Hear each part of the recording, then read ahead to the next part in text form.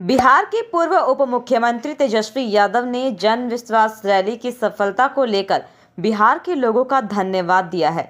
इसके बाद पटना में प्रेस कॉन्फ्रेंस कर तेजस्वी ने लोकसभा चुनाव को लेकर बड़ा दावा किया। तेजस्वी ने कहा कि आगामी लोकसभा चुनाव में इंडिया गठबंधन बिहार से चौंकाने वाला रिजल्ट देगा। सुनिए क्या कहा। जगह जगह भर रास्ते, चाहे दिन हो, रात हो, सुबह हो, शाम हो, लोगों का आशीर्वाद, प्यार और विश्वास और ताकत लोगों ने दिया। इसके लिए हम सभी बिहार की जनता को धन्यवाद देते हैं आप लोगों के माध्यम से। और मात्र 10 दिनों के अंदर, यानी आप समझिए कि पिछले माह के 22 तारीख को ही हम लोगों ने ये तय किया था कि रैली हम लोग करेंगे और 3 तारीख को रैली की गई। यानी केवल 10 दिनों के अंदर जन विश्वास महा रैली हम लोगों ने किया। और रैली के दिन खराब मौसम के बावजूद भी लाखों लाख के तादाद में लोग जुटे। एक ऐतिहासिक और एक सफल रैली का आयोजन किया गया। और आने वाले 2024 के चुनाव को देखते हुए बिहार की धरती ने एक ऐतिहासिक रैली के माध्यम से पूरे देश में संदेश दिया कि हमारा जो गठबंधन है, महागठबंधन इंडिया गठबंधन, ये मजबूत है और आने वाले समय में बिहार से हम सब लोग चौंकाने वाला रिजल्ट देंगे। लोगों का जिस हिसाब से उत्साह था, एक एनर्जी थी, एक वाइब्रेंट रैली आप कह सकते हैं था। बारिश हो रहा था लेकिन सुबह से लोग डटे हुए थे। शाम में 4 बजे रैली खत्म हुई।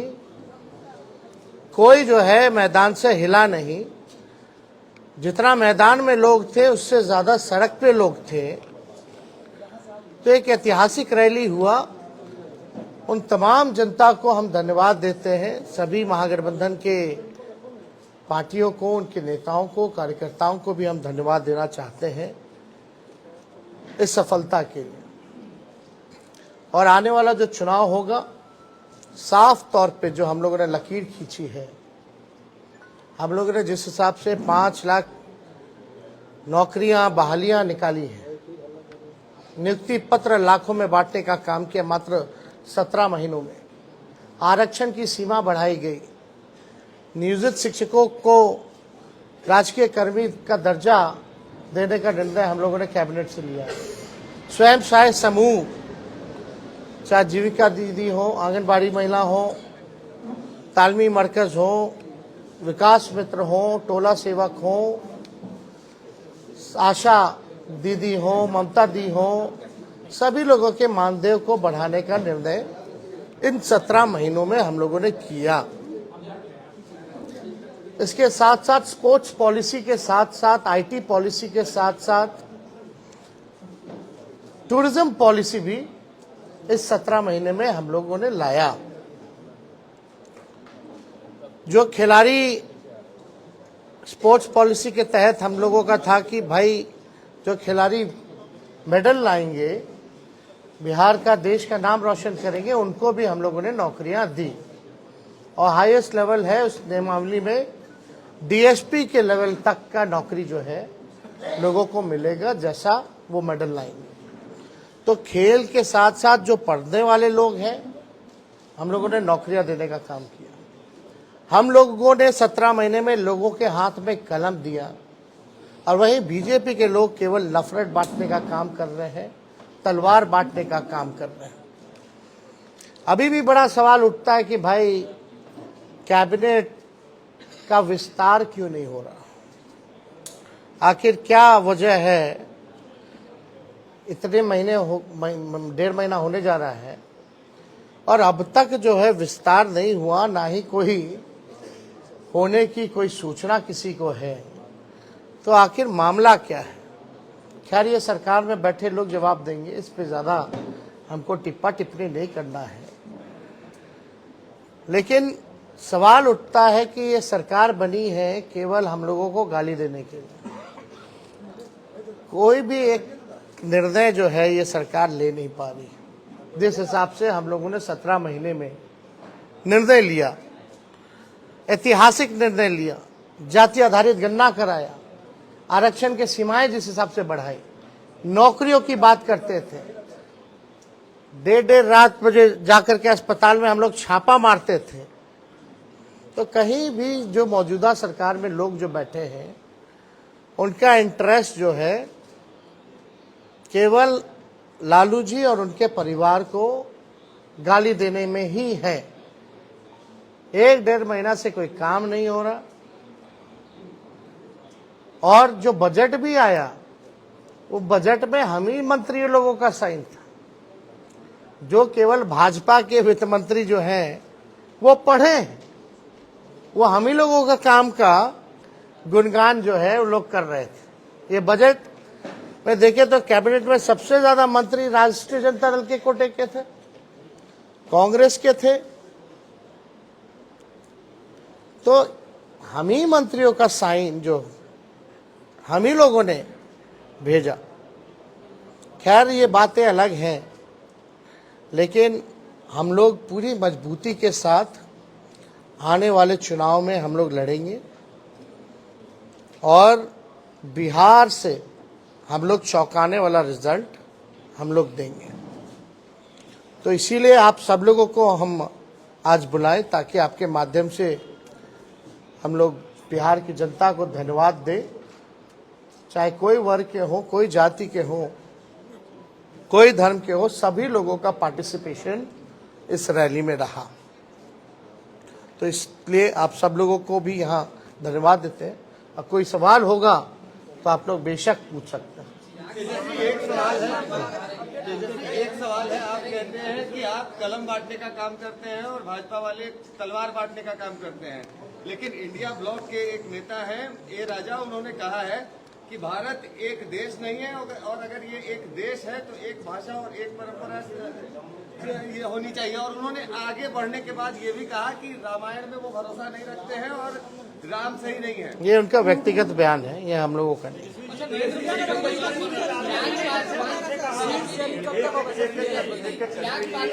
हमारा सीट शेयरिंग एनडीए से पहले हो जाएगा, अंतिम चरण में चिंता नहीं है।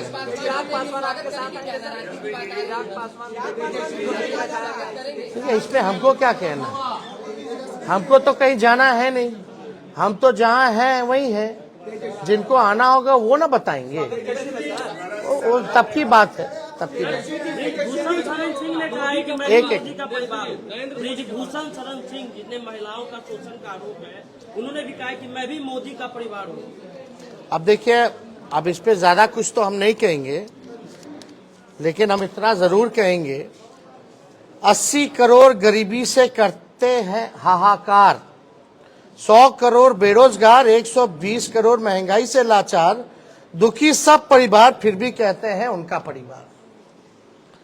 दोबारा हम पढ़ देते हैं, 80 करोड़ गरीबी से करते हाहाकार, 100 करोड़ बेरोजगार, 120 करोड़ महंगाई से लाचार, दुखी सब परिवार फिर भी कहते हैं उनका परिवार।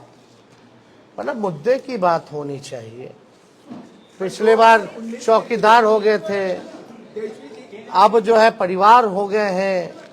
ये इससे नहीं, आपको बताना होगा कि आपने कितने रोजगार दिए, आपने कितने कारखाने दिए, आपने महंगाई कम किया कि नहीं किया, आपने पलायन रोका कि नहीं रोका, आपने क्या इंडस्ट्री निवेश बिहार के लिए क्या लाया। आपको इस मुद्दों पर जो है कितनी गरीबी आपने हटाने का काम किया, आपको इन मुद्दों पर जो है लोगों को बात करनी चाहिए।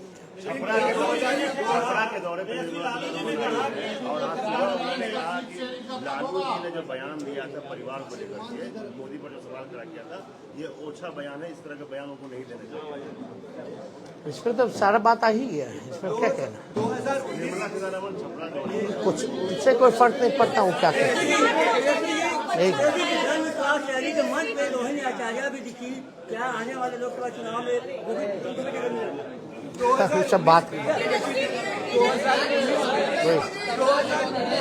एक वन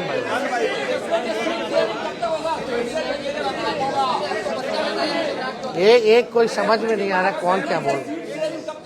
हम तो बोले भाई बातचीत चल रही है, एनडीए से पहले हम लोगों का हो जाएगा।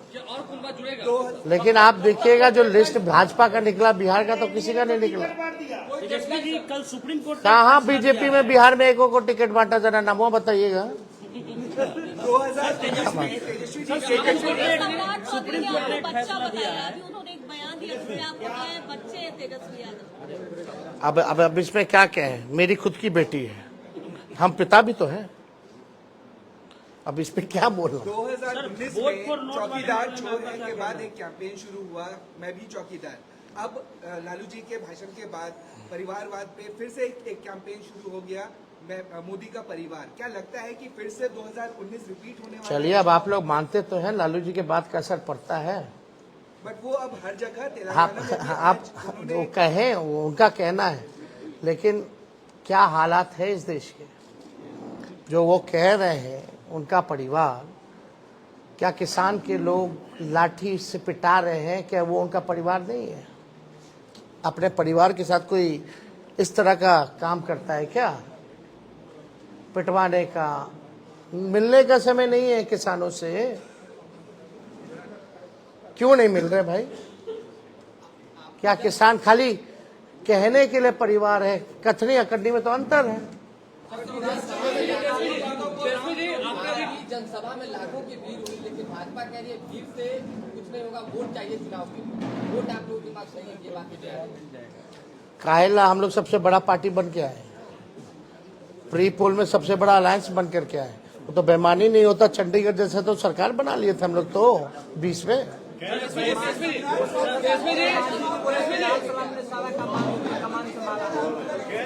सब लोगों का योगदान है, और जो लोग कुछ भी कहते हैं वो अपना भी करके देख लें। सुप्रीम कोर्ट ने कहा, अब लास्ट क्वेश्चन, आखिरी। वोट फॉर नोट का मामला सुप्रीम कोर्ट ने कहा है कि आज जो 4 विधायक हैं उस पर कार्रवाई होगी, क्योंकि सुप्रीम कोर्ट ने कहा कि वोट फॉर नोट के मामले में पार्टी कार्रवाई कर सकती है। नहीं, इसमें हम लोगों ने लिखित में हमारे सचेतक ने और हमने खुद भी स्पीकर महोदय को हमने लिख करके दिया है। तो निर्णय, क्योंकि कानून तो है और इसमें एविडेंस भी है, और एविडेंस आप सब लोगों ने देखा ही था। कोई भी उधर का इधर आके नहीं बैठा, जो कुछ लोग थे इधर के ही उधर जाकर के बैठे हैं। ये तो सबसे बड़ा एविडेंस है।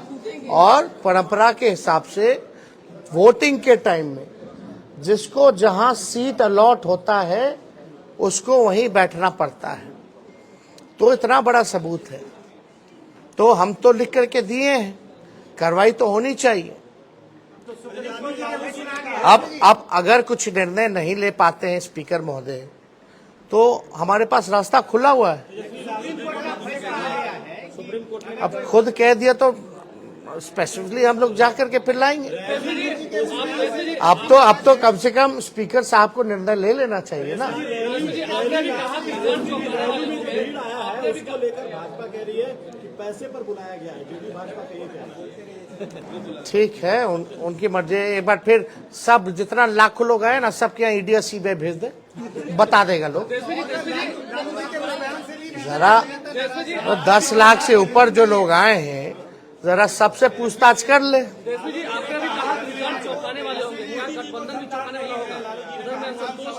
अभी आप हिंदू नहीं है, लालू जी ने ये कहा, तो उस पर भी नाराज है बीजेपी के नेता। आपको एक बात समझना पड़ेगा। हाँ, पूछिए।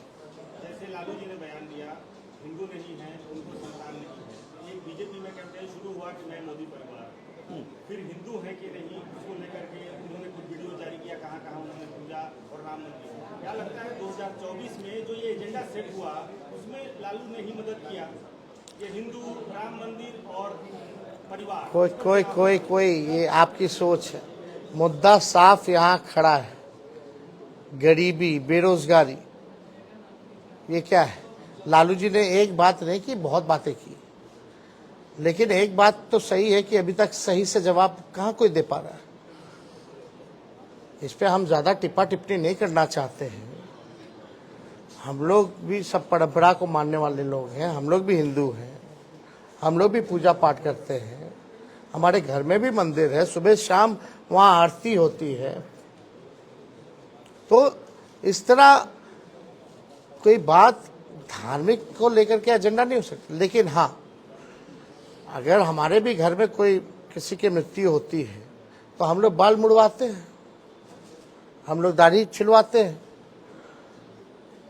हम लोग अपनी बेटी का मुंडन हम करा के आए, तो हम लोग तो फॉलो करते हैं ना। लालू जी ने तो बस यही पूछा, तुम इतना प्रचार करता है, नफरत फैलाते हैं, उकसाते हैं लोगों को, धार्मिक भेदभाव आप कराते हैं, आपस में राम और रहीम के बंदों को लड़ाते हो, तो आप क्यों नहीं मुड़वाएं? इतना बड़ा आप अगर बात करते हैं तो आप क्यों नहीं मुड़वाएं? यही तो बात थी। बहुत बहुत धन्यवाद। राम विरोधी बताए थे सम्राट चौधरी ने कहा कि लालू जी राम विरोधी है। अरे छोड़िए ना, पहले सर्टिफिकेट ठीक करा ले। चलिए।